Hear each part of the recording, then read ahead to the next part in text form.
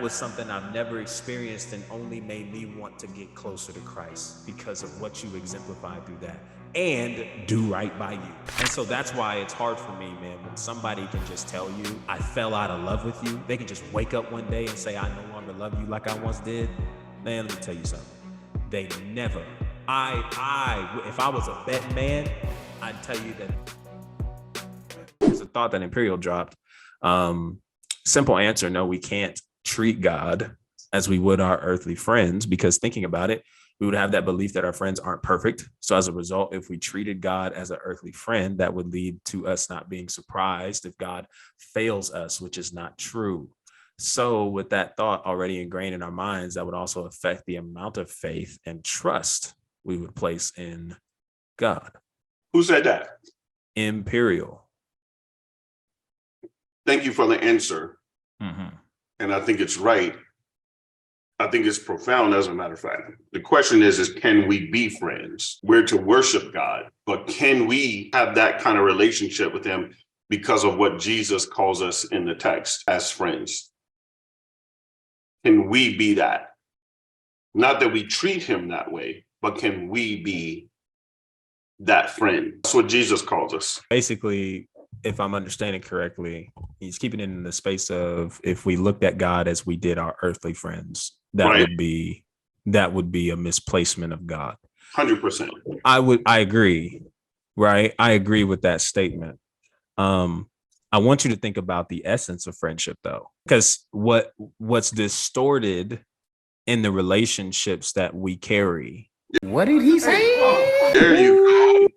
There you go. I feel your help coming on.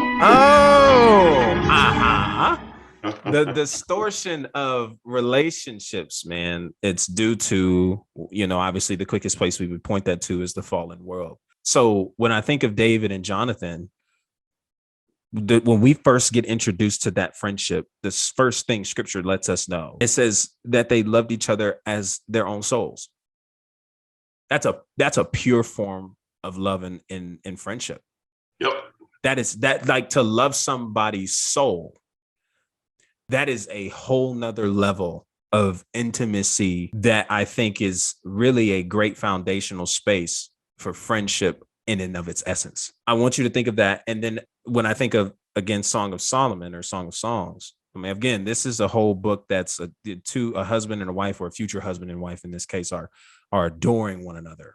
I mean, it's literally there. But that love that's shown, the way that it's expressed from a place of purity, reminds us of a love that God has for Israel, a love that Christ has for the church, a love that gives us hope we can still experience, and we will one day be in its fullness at the coming of Christ. So I want you to think about that, because when you look at the distortion around us, man, think of the perversion. We are in a culture where we can't even, everything is romanticized.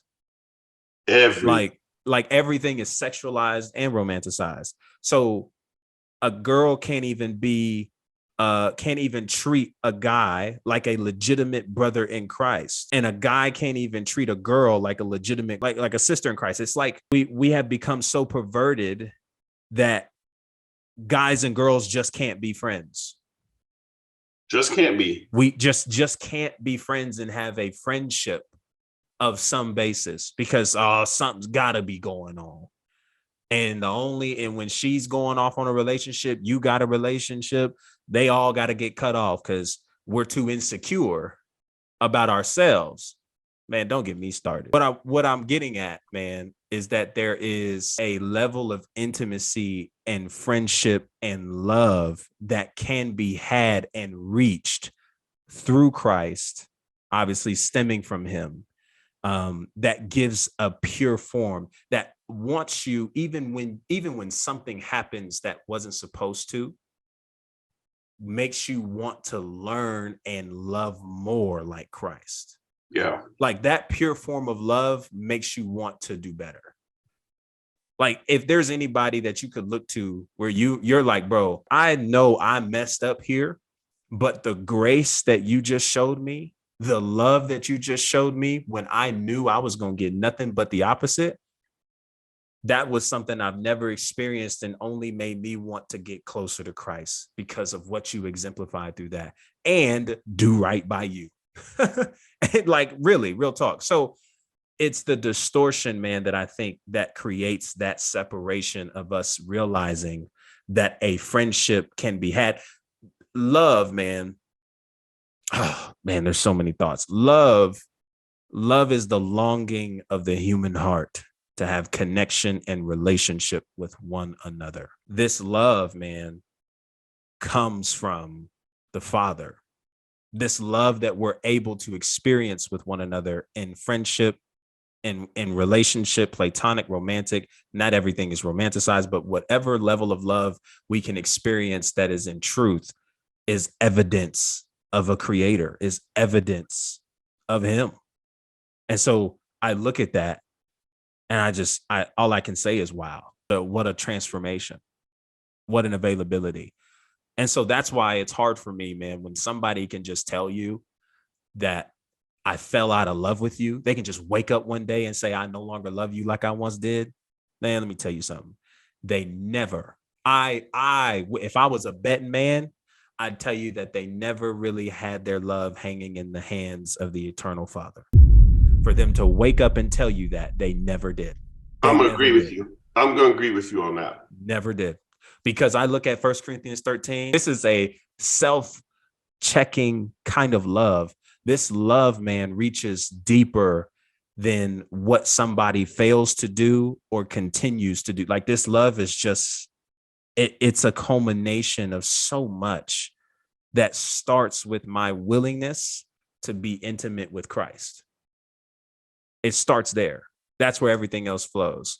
So it's so much. Yeah. When you talk about the scope of friendship, what the essence of it is, I know for a fact that not only such can be reached, but it's because of that friendship and intimacy that then you're able to go create that with other people.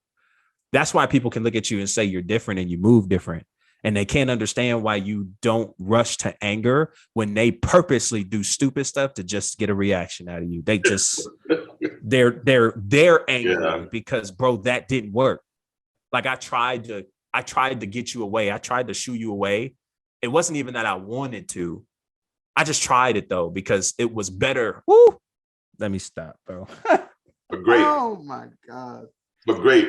To love, the essence of saying I love is to know God. Straight up. Because God, unlike us, is love. God doesn't pick love up like we do. See, we can pick it up and set it down depending on how we feel, depending on what happens. But God is the constant lover. He never changes. Never. He never changes. God is love. God is, it's like you saying, I am a walker. Like that never changes. So God is that. It is who God is. So to know love in its purest form is to know God. So be careful. Be careful when people who don't know Jesus tell you they love you, because I don't think they know fully what love looks like. Because here's what they're saying to you. They're saying it's conditional. Mm-hmm. It's conditioned on whether or not you respond to me or do something that I want you to do, or you keep doing something I want you to do in the way I want you to do it. I used to be perplexed by watching, because I watch a lot of police shows and stuff like that. So, because I wanted to be a police officer years ago, but I used to be perplexed by watching these moms stand up in courtrooms and say how good their criminal, murderous, crime-free son was, right? I'd be like, what? Like, that brother is crazy. That brother, and they'd be like, no, we didn't raise him like that. He just out there crying over him and telling, you going this, that, and the other, and so on and so forth. And I realized that's love, man. That's I know you did what you did, but who you are to me doesn't change. Ooh, that's different, right? Where does that come from? That's knowing who God has called you and knowing that who much is given, much is required, and to whom those who've been forgiven much, they embrace what it means to be loved much. This is why Paul was a perfect example of a lover, because Paul understood who he was as Saul before he had a conversion. So he was like, man, I was out here trying to kill Christians. Paul understood that God's grace came to him even though he was out here murdering people. So it's different. It's a different kind of thing, man. To love is to know the lover of our soul. It's the King of Glory, man.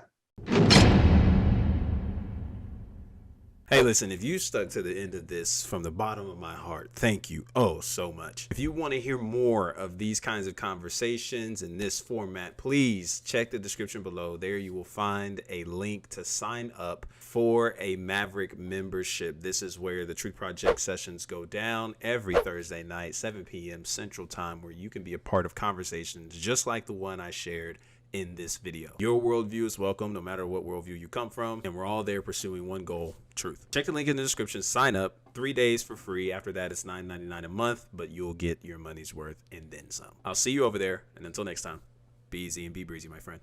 Peace.